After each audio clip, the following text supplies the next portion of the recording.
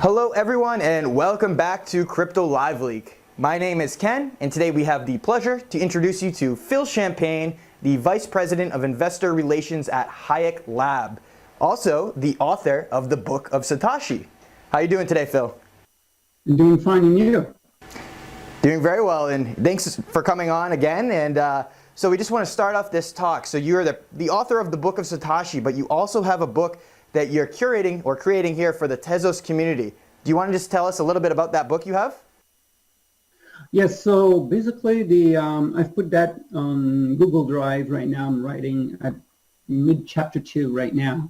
And so I'm actually actively writing this as a moment and hoping to get some other people interested as well to contribute to the book. So if we're multiple authors, that'll be great, because then it'll be a sort of a decentralized book. But the point of what the main goal of the book is to introduce someone who just learned about Bitcoin and they definitely know barely anything about Tezos and delegated proof of stake and all that. So we want to cover the essentials so that we don't have all those issues. Like so many people, for example, they are starting to invest in Tezos. They actually are sending their Tez to the baking company rather than actually delegating. So these are very core steps that we want to introduce them to. So that will be really helpful. So we want to cover pretty much the history of Tezos and the early beginnings, what the motivation that Archer had for creating Tezos, and eventually a little bit about functional programming and all the things that that Tezos addresses. So that will be a good, very good book. I think will be really needed. We don't have anything so far, so. Okay, so that's excellent to hear. So more of an introductory style book geared to an audience that already has some understanding of Bitcoin, perhaps proof of work, but maybe limited to no experience or understanding of proof of stake and what Tezos offers to cryptocurrency and to the blockchain. Yeah, correct. And probably all the way to the last few chapters, we'll cover something more in depth, like the Tezos client, CLI, command lines, what are the ones that are required. And might be some openings on the smart contracts, but we're not going to go in depth onto the Michelson. I'm not sure. It depends. We'll see about that. Okay, excellent. So let's say if I'm reading this and I have some basic understanding of Linux, would I be able to, set up a node after reading this book? Is that the purpose? Yeah, yep. Actually, one of the chapter is so you want to be a baker or something like that is one of the title of the chapter, which you can see on the list on the Google Drive. I want to actually make this with a touch of humor at the same time. So at the beginning of every chapter, it'll be a nice little illustration that it was make things interesting for the user to have an idea of what's it about. And definitely a chapter about at least understanding what's at stake, what they have to understand in terms if you actually want to bake for themselves. That's excellent. So, well, that's a good call for the community right there. Anyone watching this that's involved in the Tezos community that wants to contribute to Phil's book, I will be providing all the links below to show you what he has accomplished so far in writing, and then also his contact information if you want to reach out for maybe graphic design contribution for those headers, or if you wanted to reach out for just contributions in the book in general. So definitely we'll have those links below in the comment section, and that will be open to the community. So secondarily here, Phil, I wanted to discuss with you, you've recently announced on the Tezos Reddit that Hayek Lab will actually be opening a bakery or delegation service for the Tezos community. Do you want to just talk a bit about that? Yeah, so we are actually active right now. But the first phase is it's only for delegation. And we want actually to open it up also for bundle, but we're still right now working on the accounting mechanism for this, and also we're actually talking with some accountants and law firm just to get things properly done on that. So we're not ready on that, and also we're waiting for post bid on that before we actually do those things.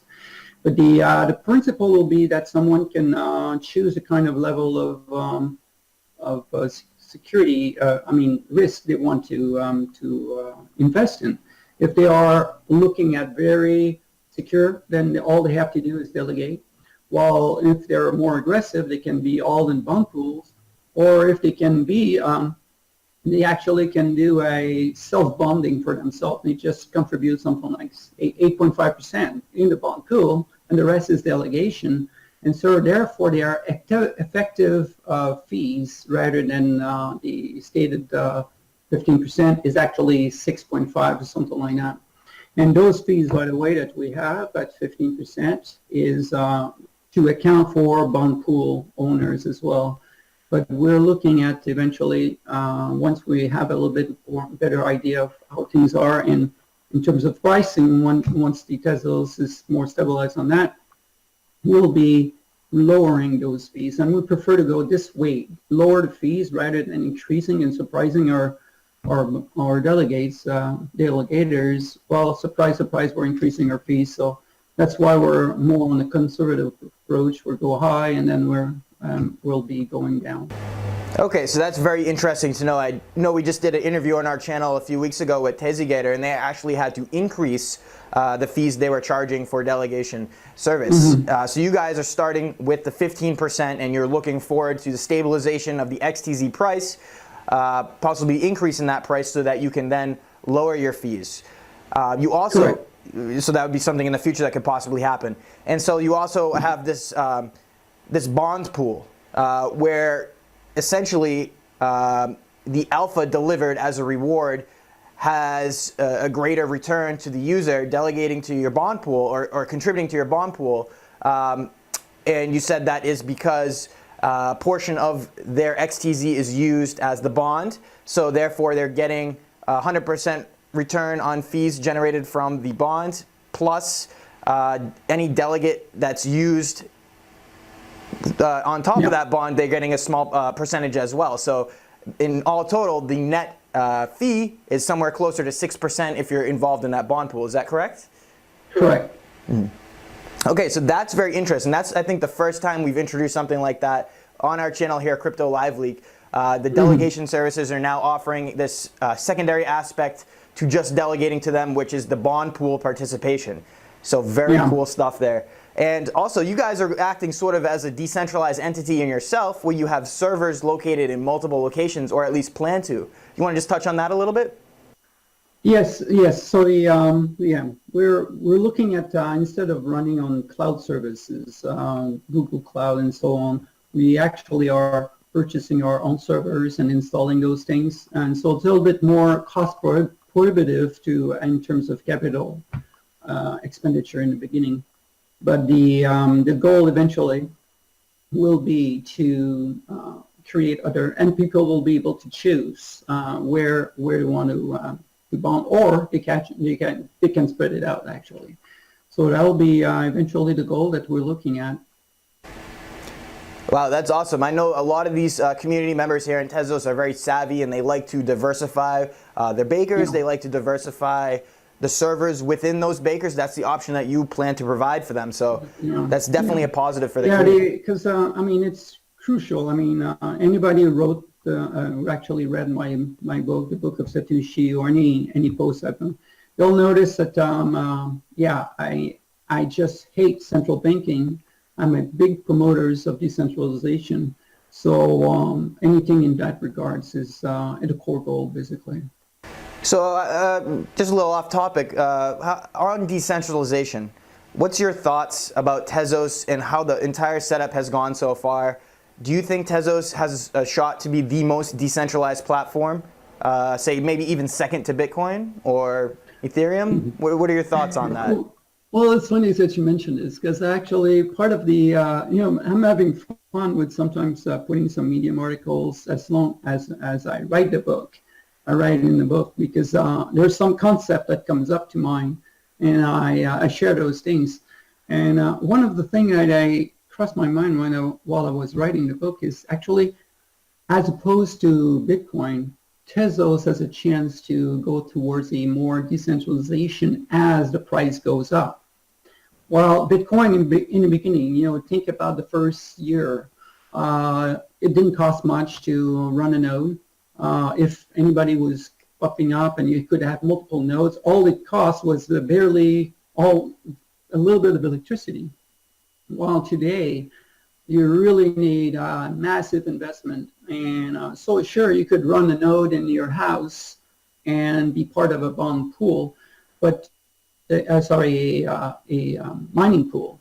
But to what point a mining pool is in terms of decentralization, when you have, say, 3 or 4 mining pools, there's already a debate on that in terms of how does decentralized is a mining pool. I mean, you have multiple nodes, but they're all correlated to a single point of the mining services, the mining pool. So in the case of Tezos, as the price keep increasing, the costs are actually fixed. It doesn't matter how many nodes there are, it doesn't matter how many people are staking, you still have the rights to 5.5% right now is the stated goal. So if the price of Tez is $100, then you know pretty much how you're going to be able to afford the cost of electricity that you're going to have to deal with in order to run your node. So there's much less uncertainty, and it's much more fixed. It's much cheaper to run a baking node than a mining node. Wow, so that's some great insight from the author of a great book there, the Book of Satoshi on decentralization. Some great thoughts here from Phil. Well, that about wraps up our interview here today, Phil. I was very glad to have you on the show. Do you have any closing words for our audience? Well, yes, we still have place for delegations, so come over and have fun with us. Excellent. So you heard it here. That's Phil Champagne from Hayek Lab, and we look forward to all the great work you continue to do for our community here in Tezos.